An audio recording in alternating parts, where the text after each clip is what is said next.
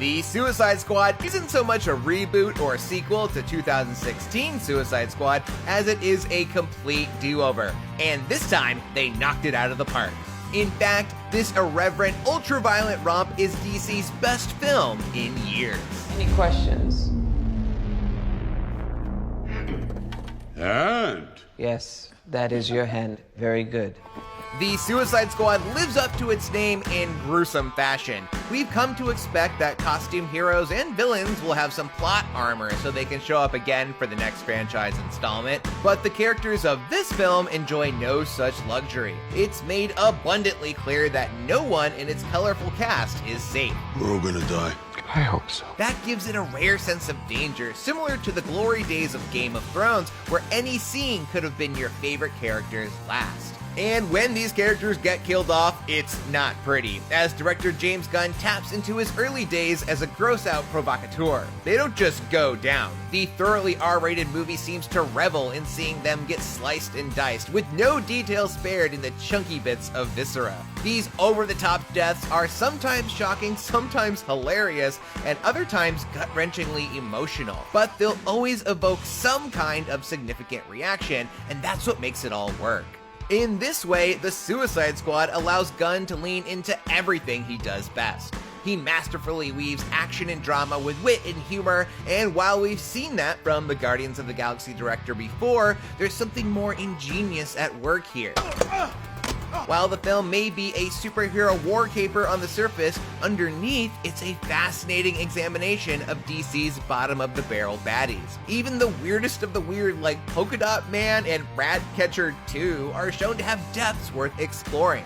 Gunn clearly has a soft spot for outcasts and misfits, and here he creates a twisted yet touching tribute to DC's sad and broken supervillains.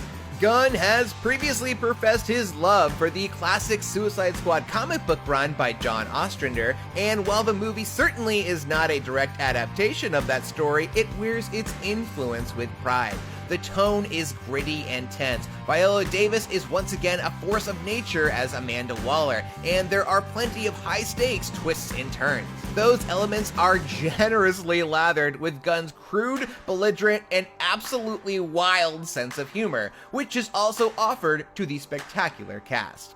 Idris Elba and John Cena are hilarious as rival assassins Bloodsport and Peacemaker, especially in a violent sequence where they try to out-kill each other that's nothing short of brilliant. I cherish peace with all my heart. I don't care how many men, women, and children I need to kill to get it. Joel Kinnaman, returning as Rick Flag, is thankfully spared the sort of cheesy lines he was forced to work with in the 2016 movie, and gives us someone to truly root for. His dynamic with Margot Robbie's Harley Quinn, a rare friendship based on mutual respect, is a highlight of the movie. And speaking of the Maiden of Mischief, the Suicide Squad is by far Robbie's best turn as Harley Quinn. She's funnier and more unpredictable than ever. What the? Gunn has her slipping into pure insanity, and the film can't help but go off the rails to follow her down the rabbit hole. If there is a weak point, it lies with the squad's one-dimensional antagonists. In particular, Peter Capaldi's Thinker feels underutilized. Still, this is a small complaint, as the movie mines more than enough tension and danger from the core team members to keep us invested. Are you in or out? Good.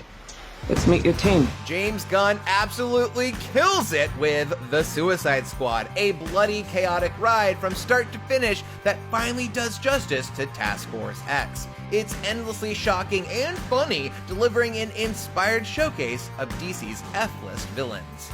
For more, check out our reviews of Batman: The Long Halloween Part 2 and The Green Knight. And for everything else, stick with IGN. 3, 2. What are you guys doing? What? We're here to save you. You were gonna save me? It was a really good plan, too.